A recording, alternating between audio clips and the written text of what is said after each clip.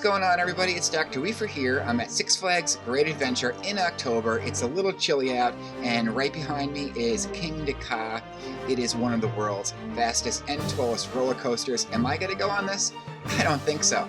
I'm sending my kids on it, and we are going to sit back and talk about Gibbs free energy. Why not, right? And I have a question for you guys. Is the energy associated with Kingda Ka an exergonic reaction or an endergonic reaction? If you want to find out, stick around.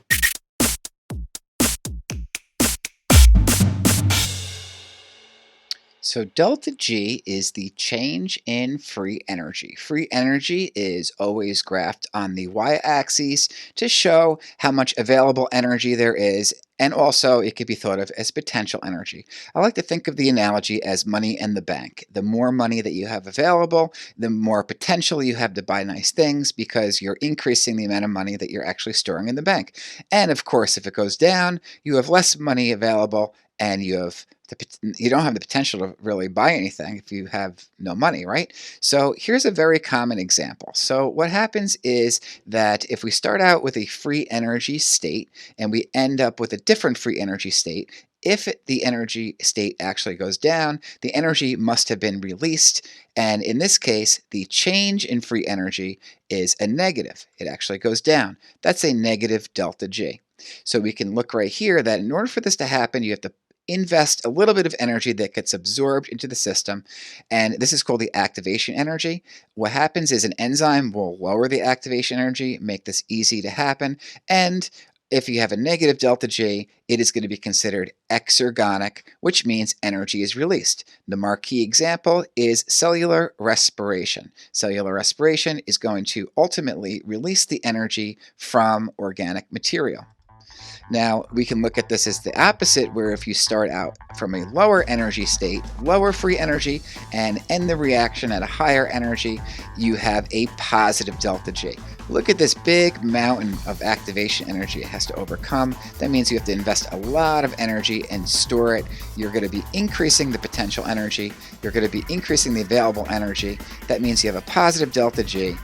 This is Endergonic, which means energy is absorbed, and the great example is photosynthesis. The energy taken from the sun undergoes a whole series of chemical reactions to be stored into the bonds of organic material. And now, the moment we've been waiting for. Is Kingda Ka exergonic or endergonic? Take notes. We're sending my kids off. See you later, guys.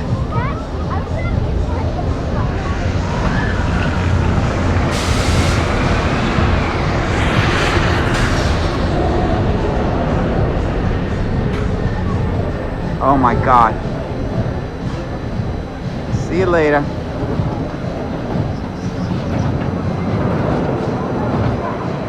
Arms down, head back, hold on. So here is an elevation map of Kingda Ka. It actually stands at 456 feet tall. In 2005, it was named the tallest and fastest roller coaster. Now, in the beginning, you were at a standstill, and what happened is a tremendous amount of energy burst into the coaster, pushing it up. This is kind of like the activation energy going up, being absorbed, potential energy increases, energy is being absorbed, the free energy is being absorbed, and the available energy is being absorbed. On the way down, the energy is being released. Gravity is pulling it down, but if you notice, it actually finishes at a higher elevation than it started. This means that it did not release as much of the free energy on the way down as it did absorbing on the way up. This is making it an endergonic reaction. So that's it. Kingda Ka is an endergonic reaction, and if you ask my kids, they said the scariest part was the push up the hill in the beginning. They actually felt more energy than on the way down because more was absorbed than was released. So there you have it. Kingda Ka is an endergonic reaction. See you later, guys.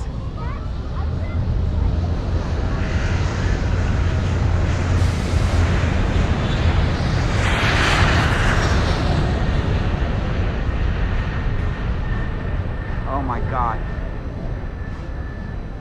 See you later.